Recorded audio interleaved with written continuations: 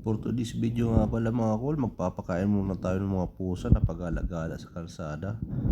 Kasi noong nakaraan ang pagpunta namin doon sa bindihan namin, nakita namin sila na napakarami nila at nanghihingi ng pagkain.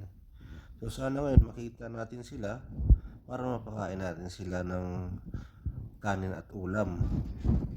Dito nga pala mga kol, pinapil ko na yung pagkain na dadalhin ko sa kanila na may kanin, ulam, para na sa ganun mabusog naman sila.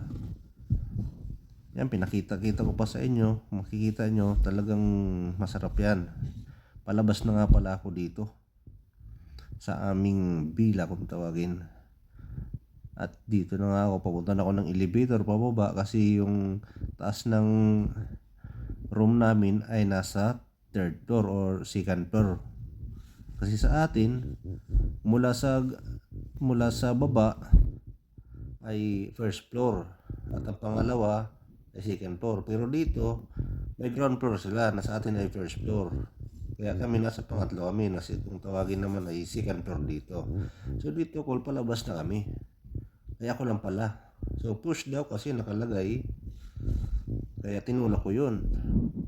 Ngayon nandito na ako sa labas ng building ng villa namin, so nilakad ko lang ito.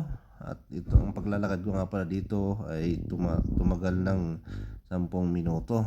So shoutout nga pala kay Rita Mayo o kay Manny Buknoy ng Las Piñas, Pugadlawin, naman sa dos.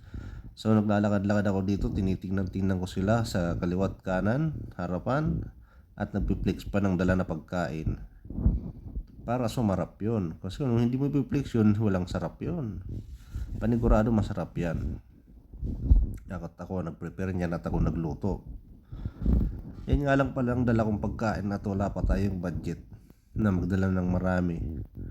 Sana lang makita natin sila lahat dito ngayon, no? Para makakain naman sila kahit kaunti lang. Pagka-share natin to sa kanila kung ilan man sila. Oo, nandito sila oh. Kamamaya-maya nga mga kulay, nakita ko nandito. Nandito na sila sa tambayan nila. So tinawag-tawag ko pa nga ito pero hindi ako maintindihan kasi mga Arabo nga ito. Come here. Come. Nagkatawag ko sa kanila Come. sa Filipino way nga pala yung tawag ko. Kaya ang ginawa ko at tayo marunong ng Arabo. So ayan English ko na lang. English ko nga pala ay tinawag sa English. Bulol-bulol nga ako. Lumapit naman itong dalawang Come. Yung isa nakita nyo naman kanina yung malaking orange, tapos yung black and white na isa. Yung black and white dito halos parang magkasigidara sila pero payat yung black and white dito, kaya dumistansya muna yung malaking orange na magandang pangangatawan. At sabi niya sa akin, paunahin ko muna kumain yan, yung tropa kong yan gutom na gutom. Yan ang pagkakasabi niya. Kumain ka na doon. Layo muna siya sa akin at sabi niya, tingnan ko yung isa kong kasama ano doon. Oh, yun ang pagkakasabi niya sa akin, no? So pagka mamaya nga talaga call, makikita niyo yan, dumating nga yung isa niyang kasama dito. Nag-review naman siya.